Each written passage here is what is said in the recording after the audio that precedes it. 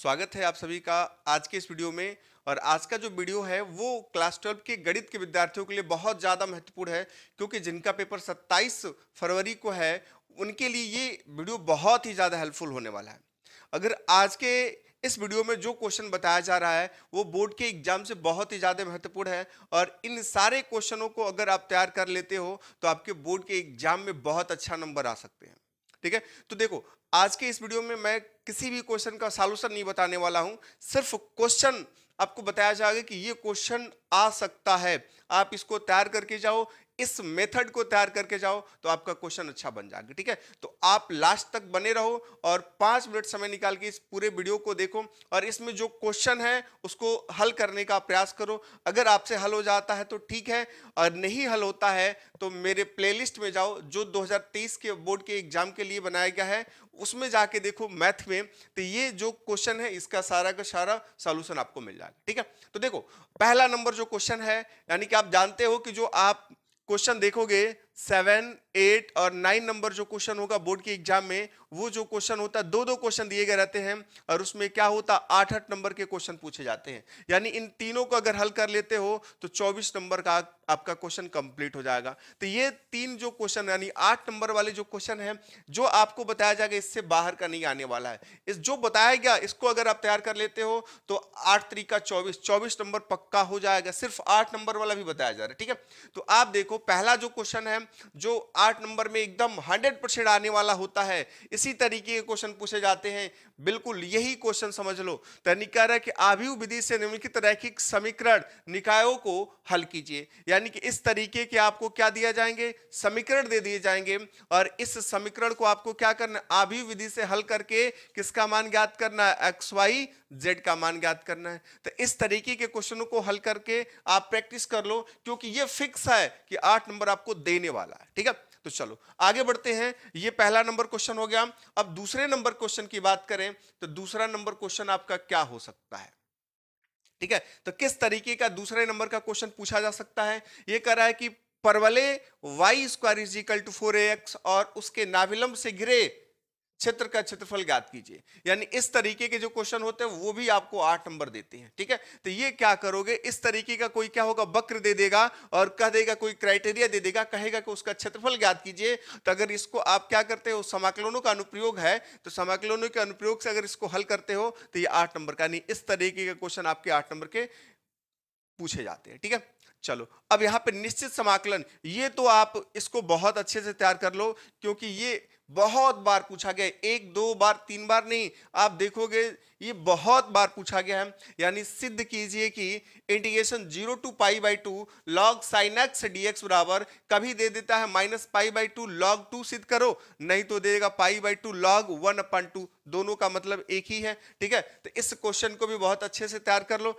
देख लो। ठीक है, अब एक और क्वेश्चन, ये देखो, ये क्वेश्चन अंक परिवर्तित हो सकता है लेकिन तरीका नहीं बदलेगा। अगर आप इसको तैयार करके जाते हो तो आपके बोर्ड के एग्जाम में बहुत अच्छे नंबर आएंगे। चलो तो ये पूरा कंप्लीट कर लो, इससे ज्यादा 8 नंबर का कोई क्वेश्चन आ ही नहीं सकता। ठीक है, चलो अब देखो, ये कह रहा है रेखाओं R vector is equal to I cap plus 2j cap minus 4k cap plus lambda into 2i cap plus 3j cap plus 6k cap और R vector is equal to इतना, ठीक है, के बीच न्यूनतम दूरी ज्ञात कीजिए। ये फिक्स रहेगा, ये 5 नंबर में आएगा, नहीं तो 8 नंबर में। ठीक है, तो आप याद करके जाओ, क्वेश्चन को देख के जाओ, पूरा तैयार करके जाओ कि इस तरीके के क्वेश्चन एग्जाम में पूछे जाएंगे। ठीक है, चलो यहां तक हो गया। अब देख लो एक और क्वेश्चन यहां पे कर, आलेखीय विधि द्वारा निम्न रैखिक प्रोग्रामन समस्याओं को निम्नलिखित व्यवरोधों के अंतर्गत हल कीजिए। आपको व्यवरोध दे दिए गए हैं, रैखिक प्रोग्रामन समस्या। ये देखो, ये 7 से 8 नंबर का क्वेश्चन दिया जाता है। अगर ये 8 नंबर का क्वेश्चन दे दिया गया है तो हो सकता है कोई दूसरा क्वेश्चन ना दे, लेकिन बोर्ड के एग्जाम में कई बार देखा गया है कि एक 5 नंबर में, एक इस तरीके के जो क्वेश्चन होते हैं वो किसमें, एक 5 नंबर में, सॉरी, एक 5 नंबर में और एक 8 नंबर में पूछे जाते हैं। यानी 13 नंबर में भी पूछे जा सकते हैं। पूरा 13 नंबर अकेले ही दे सकता है, ये बहुत छोटा होता है, बहुत बड़ा नहीं है। तो इसमें देखो किस तरीके के कैसा क्वेश्चन दिया रहेगा आपको, देखो। ठीक है, यहां पे कह रहे आलेखी विधि से हल करना है। किस विधि से हल करना है, आलेखी विधि से हल करना है और कह रहेगा व्यवरोध आपको ऐसे दिया रहेगा, ठीक है, ये दिया रहेगा और कह रहा है कि z इज इक्वल टू इतना दिया रहेगा, तो कह रहा है कि इसका न्यूनतमीकरण कीजिए, नहीं तो अधिकतमीकरण करना होता है, ठीक है। तो इस तरीके के क्वेश्चन होते हैं, इस तरीके के क्वेश्चन आप जाके देखो प्लेलिस्ट में मिल जाएगा आपको, आप तैयार कर लो, ठीक है। और आपका तैयार है तो बहुत अच्छा है, क्योंकि आपका नंबर ये जो क्वेश्चन बताया गया इससे ज्यादा कहीं नहीं आएगा, 8 नंबर वाला, ठीक है। चलो ये देखो, आगे बढ़ते हैं।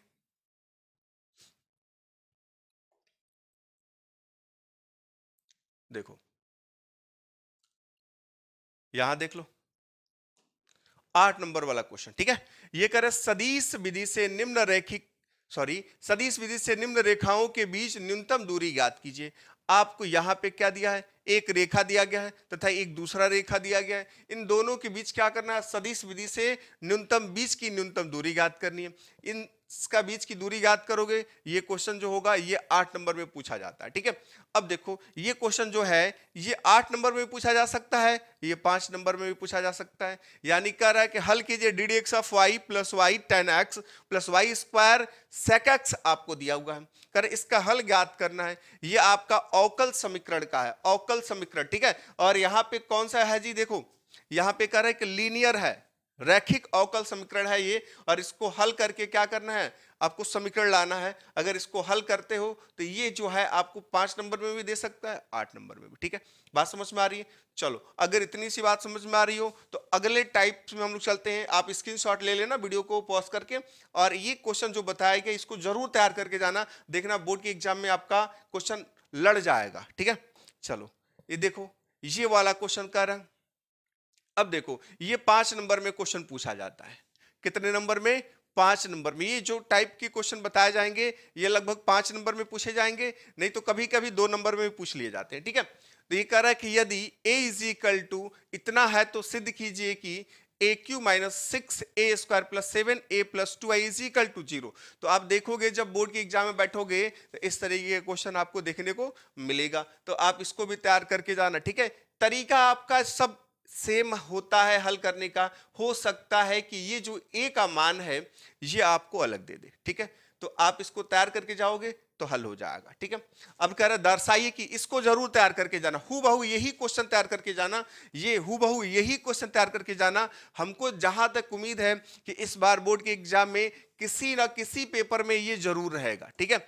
आपका जो मॉडल पेपर कई सारा बनता है तो कहीं ना कहीं किसी न किसी के पेपर में ये वाला क्वेश्चन हूबहू रहेगा, तो आप इसको जरूर तैयार करके जाओ, ठीक है। चलो नेक्स्ट नंबर जो क्वेश्चन है आपका, करे a vector is equal to इतना तथा v vector is equal to इतना के बीच का कोण ज्ञात करना है, ठीक है।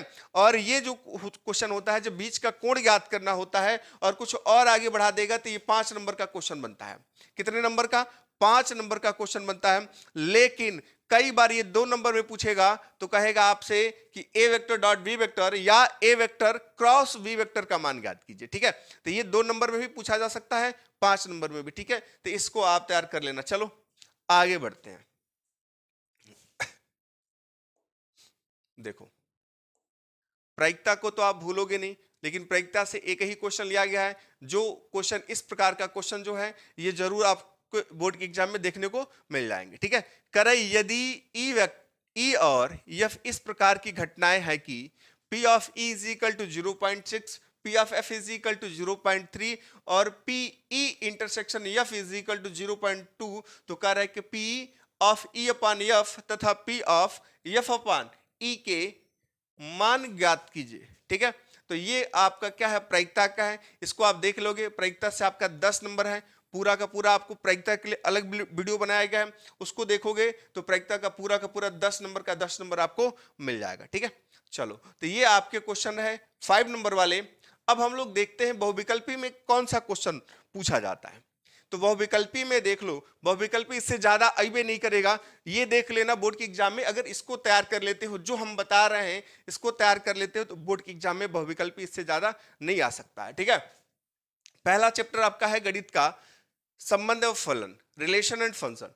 रिलेशन एंड फंक्शन में आप अगर किसी भी समुच्चय का रिलेशन दिया हो तो उसमें आप स्वतुल्य ज्ञात कर लेते हो, सम्मित पता कर पाते हो, संक्रमक पता कर पाते हो, प्रांत और परिसर ज्ञात कर लेते हो तो आप समझ जाओ कि उससे 1 नंबर का क्वेश्चन आपका बन जाएगा। मतलब इस सब आपको अगर आ रहा हो तो आप 1 नंबर के हकदार बन जाओगे, ये ऑब्जेक्टिव में पूछे जाएंगे। ठीक है।